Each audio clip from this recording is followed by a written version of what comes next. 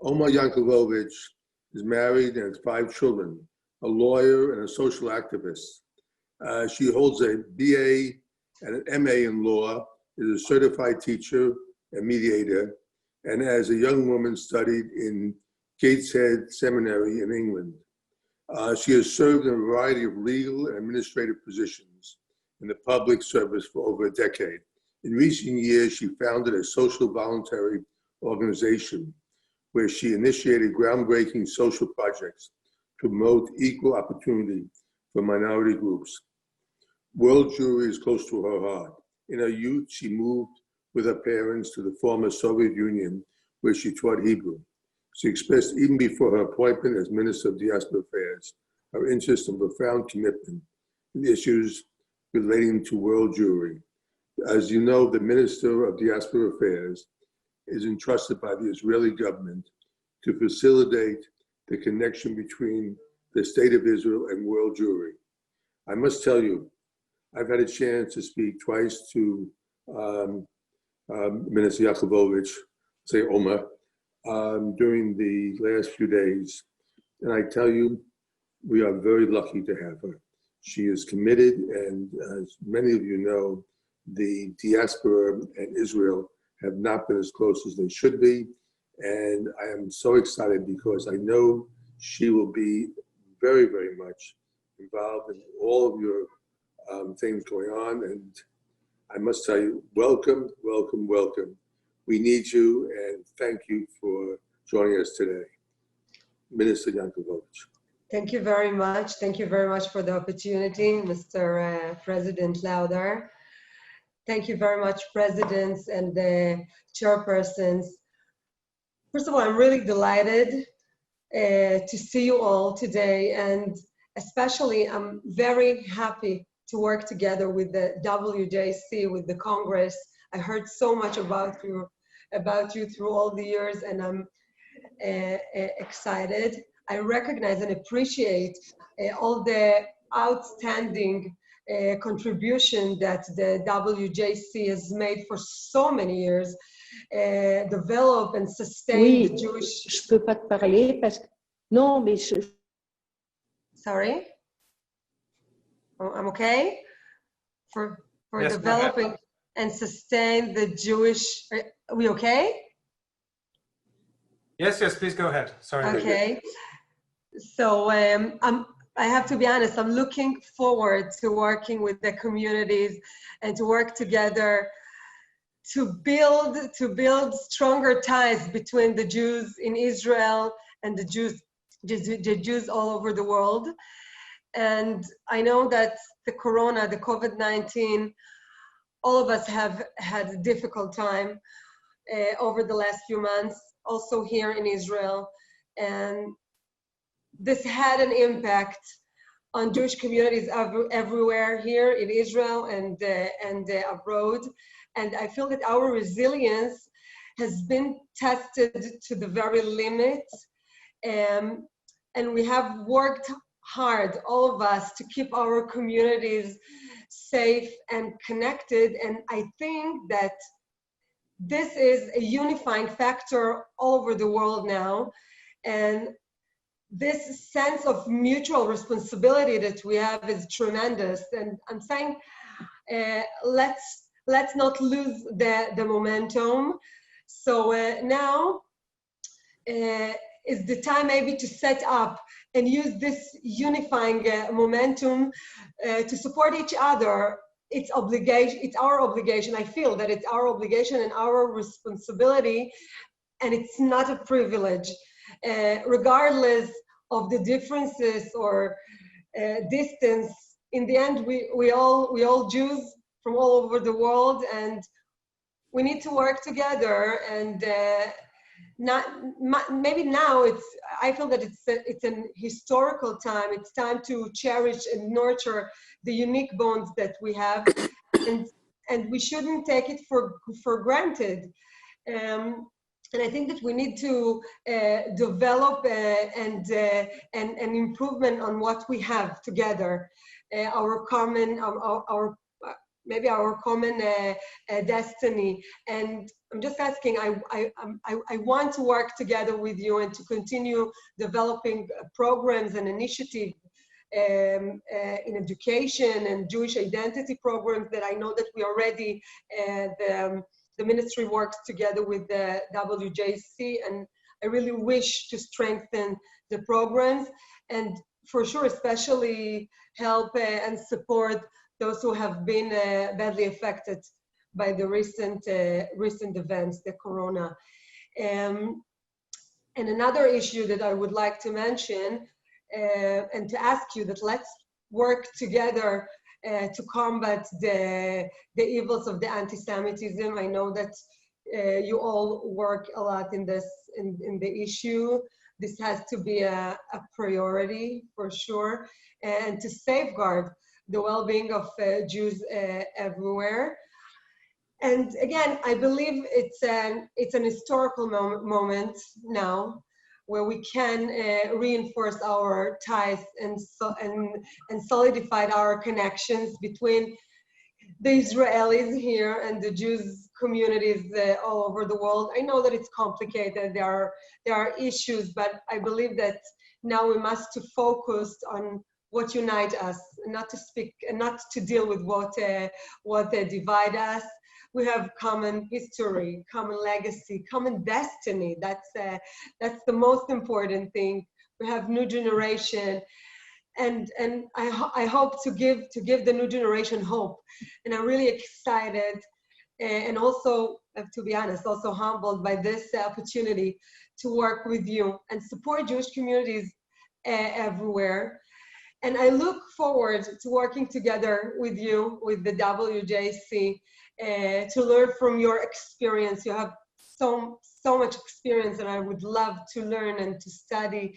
And please, I want to ask you to feel free to contact me, to contact the staff here, whenever you can, and whenever you feel that you have ideas, and if you think that we can, and I hope that we will, develop an initiative together. So please, let's do it together. I believe that we can develop our ties and shared commitments to strengthen and develop the future of the Jewish people, wherever they are. So thank you very much for the opportunity to be with you, and I hope it's just the first time, and I hope we'll have more meetings later on. Thank you very much. Minister Yankulovich, thank you very much. The one question I would like to ask, we discussed, a lot of people were very nervous about Israel's cutting back on education, particularly on Hebrew teachers. I know we spoke about this, and many people have contacted me and saying what is going to happen, because these are very, very important things of what we're putting in. So as I said, one of the most important programs that we have here in the ministry is education, formal education, informal education, and one of my mission is to strengthen those programs. We'll work hard, I hope, together to develop, to widen those programs. And again, now we're working very hard on the budget, and Be'ezrat Hashem, I hope we'll have the opportunity to strengthen those programs. And I'm more welcoming you, please, to contact us and to see how we can develop it and wider those programs. I believe that it's the most important thing, and more than that, I believe that our generation have to learn about their history and to take it to action through the vision of the future and the identity, and I'm sure that we'll do it together, Be'ezrat Hashem. Thank you very much, Minister. Let me tell you that Woolwich Congress is going to be your best partner, your strongest partner, and with Mr. Lauder as president, you will have really the best support. I would like to call on Gad Arieli, please. Thank you very much. Hello, everybody. President Lauder and all my friends all around the world. I'm very happy to see all of you so early in the morning in your countries, in our countries afternoon. As I have heard Omer Yankelevich, we have a good challenge and a big challenge to try to contact the members of the Knesset to our missions. But I think that in Israel we are in a very difficult period now. From one side, we have in the new government in the Knesset, and we have the problems of from the economy side. We have to vote about the budget of 2020 and 2021, because according to the law, the government had to vote after 100 days about the budget. Otherwise, we cannot divide and to split the big money for all the business in Israel and to help all the employees to go back to the place of working.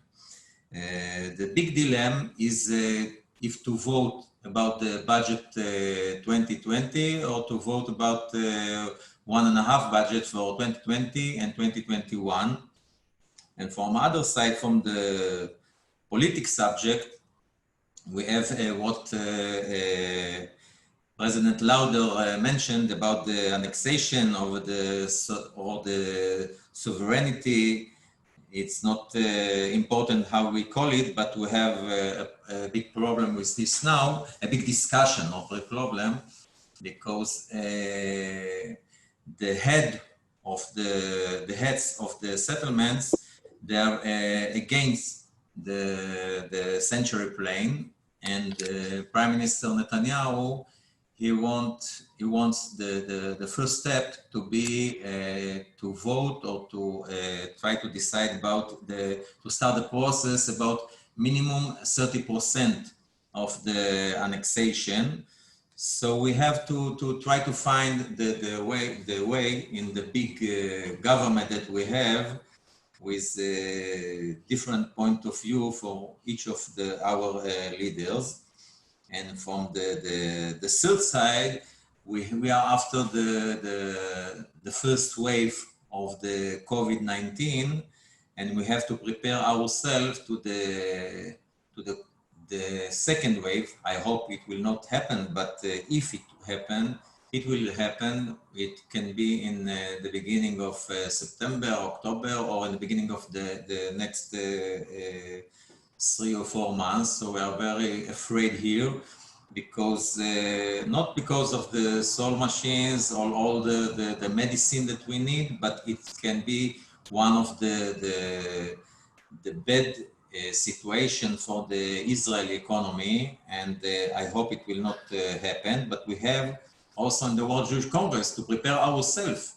If anyway it will happen, even if it will be in a small size or big size, we have to prepare ourselves with a plan how we will behave in those months, if it will be next wave or second wave or whatever will happen. Hopefully, we will be back to our activities and to be more involved and in connection with all the communities all around the world. I hope everything will be okay, and we will be there for them. Thank you very much for the chance to talk, and for all my friends all around the world. Thank you very much, Gad. And can I invite Colette to say a few words? Right.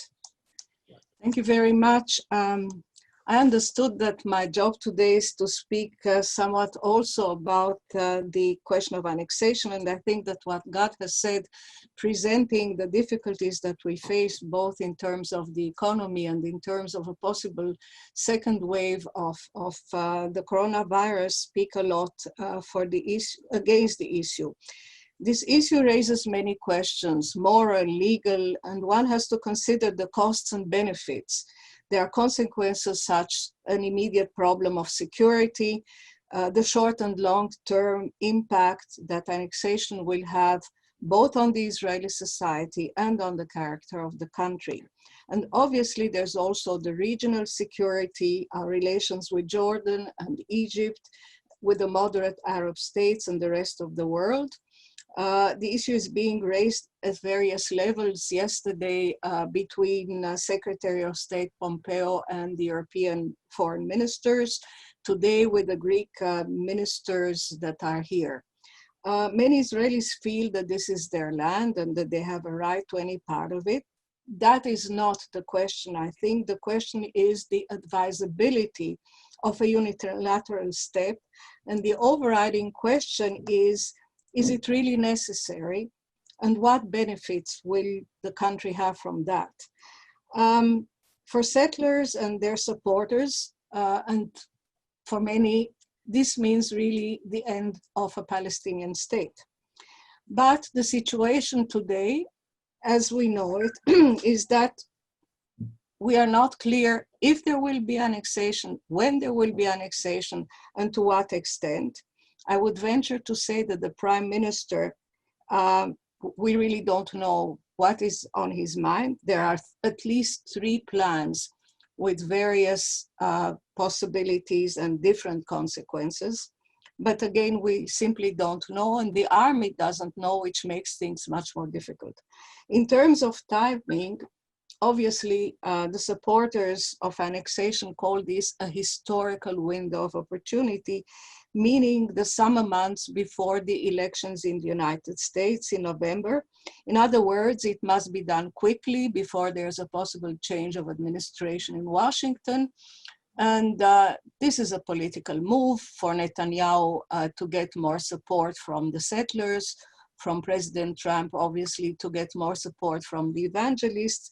But the question which is not asked and which should be asked is how and how much a move like that may impact our relations with a future administration should Biden be elected. In terms of international law, it contravenes the international law and all international resolutions. In terms of security, and I think that this is the important part, annexation could raise an outburst of violence. It is difficult to assess the degree, anywhere between acts of terrorism, suicidal bombs, or an all-out intifada. The fact that the security coordination between Israel and the Palestinians has stopped will force the army to move in and to reoccupy the West Bank, and that at a great human and financial cost. It might cost billions of shekels to start keeping again this whole area. And this at a time which has been described of a very difficult financial crisis in Israel, and also at a time when the army must look at other priorities because of other more important enemies which Israel has. So we should really ask what our priorities should be in this time. 69% of the Israelis in all opinion polls say that the financial crisis is more important. 4% only say that annexation is important. One can also speculate whether in such a situation on the West Bank, if there is unrest, if there is a loss of control of the Palestinian Authority, what will happen? Could it not be that maybe the Hamas will take over? And this is also a danger that we have to take into account. Regionally, annexation will no doubt affect our relations with Jordan. 67% of the Jordanians are Palestinians. The king cannot keep quiet, and he has made it very clear. Egypt may be less concerned, but will not be able to stand and keep silent. And we have heard for the first time publicly the very clear voices of the Gulf countries, which were actually addressed to the Israeli public in Israel. And I would like only to add 2 points. That is that internationally, our biggest trade partner is the EU, the European Union. And they have made it amply clear that there will be consequences. And I'll give you just one example, which may happen, which may not seem dramatic, but it might be. The Horizon 22 program, which is by far the largest scientific and research program in the world with 80 billion euros of capital, which has financed thousands of research and the industry ventures in Israel has decided or has said that it will not make available those grants anymore. I'd like to I end. hate to do it, but the minister has to leave, Colette. So Okay. I'll just end by saying that domestically, I believe that this is the most important consideration. What does annexation mean for us? Are we going to become, by annexing at least 200,000 Palestinians, a binational state? This is not what we wish for. So we really have to ask if it really is necessary, if our security will get any better, what are the costs, what are the consequences? I think that we have much to lose, not very much to gain.